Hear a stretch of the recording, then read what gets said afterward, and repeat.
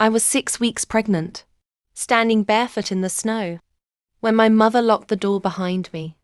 No coat, no money, no second chance. And the last words my father said, "Maybe this will finally teach you something." I still remember the sound of that lock clicking. Not loud, not dramatic, just final. My name is Kinsley Harper. I was 21 years old when my life split into 2 parts, before that night, and everything after. You see, my parents weren't always cruel. They were just cold. The kind of people who loved conditions more than people. Grades mattered. Reputation mattered. Appearances mattered. But me? I was always the disappointment. And then there was my brother, Daniel.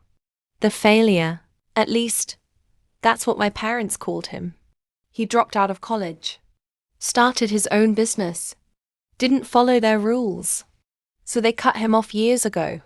To them, he didn't exist anymore. But that night, as the snow soaked through my clothes and my hands started to go numb, there was only one number I could still remember. Daniel.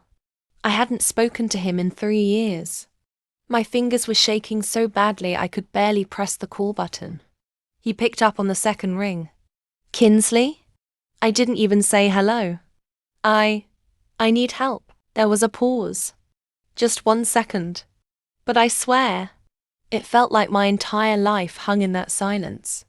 Then he said something I'll never forget. "Where are you?" 20 minutes later, headlights cut through the storm. Daniel stepped out of his truck, no hesitation, no questions. He took off his coat and wrapped it around me. "You're freezing," he said, his voice tight with anger. But not at me. Never at me. That night, everything changed. But not in the way I expected. Daniel didn't just give me a place to stay. He gave me something I hadn't felt in years. Safety. He didn't ask who the father was. Didn't judge. Didn't lecture. He just said, "You're not alone anymore." And somehow, I believed him. Months passed. Then years. I gave birth to a beautiful baby girl, Leila. And for the first time in my life, I wasn't afraid anymore. But here's where the story takes a turn no one saw coming. Because the truth doesn't stay buried forever. 3 years later, my parents came back. Not with apologies, not with regret, but with demands. They showed up at Daniel's house like nothing had happened. My mother stood there, perfectly dressed as always. "We think it's time you came home," she said. Like I hadn't been thrown out into a snowstorm. Like I hadn't built an entirely new life without them. But that wasn't even the worst part. No, the worst part came next. My father looked at my daughter, then at me, and said, "We deserve to know who the father is." The room went silent. Daniel stiffened beside me, and I felt something shift in the air. Something heavy. Something dangerous. Because there was a truth I had buried. A truth I had protected. A truth I never thought would matter again. Daniel stepped forward, and for the first time, he looked directly at our parents. Not with anger, not with pain, but with something far more powerful. Certainty. "You don't deserve answers," he said calmly. "But you're going to hear this anyway." My heart started pounding, because I knew what he was about to say. And once it was said, there was no going back. Daniel took a breath, then said the words that shattered everything. "I know exactly who the father is." My mother's face went pale. My father frowned. "What are you talking about?" he snapped. Daniel didn't hesitate.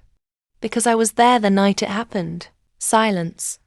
Heavy, suffocating silence. "You see," Daniel continued, "the man who got Kinsley pregnant." He paused. Let it sink in. Let the tension build. "Was someone you trusted." My father's expression changed. Just slightly. But I caught it. That flicker of fear. And in that moment, I realized something terrifying. They already knew. My voice trembled. Say it, I whispered.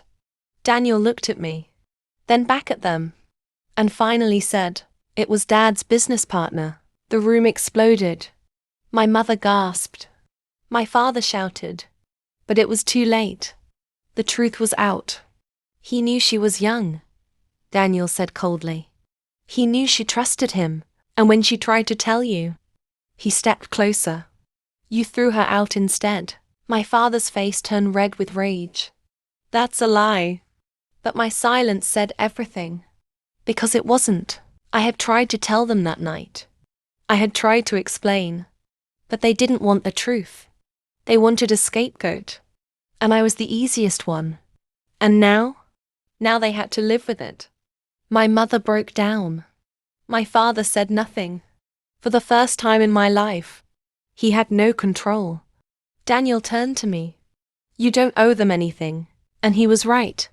So I did something they never expected. I walked to the door, opened it, and said, now you know how it feels. They stood there, frozen, just like I once was. But this time, I wasn't the one left in the cold. Some betrayals don't break you. They rebuild you. And sometimes, the people who save you are the ones others gave up on. If this story touched your heart, or reminded you that real family isn't always blood, hit subscribe. Because here, we tell the stories no one else dares to tell.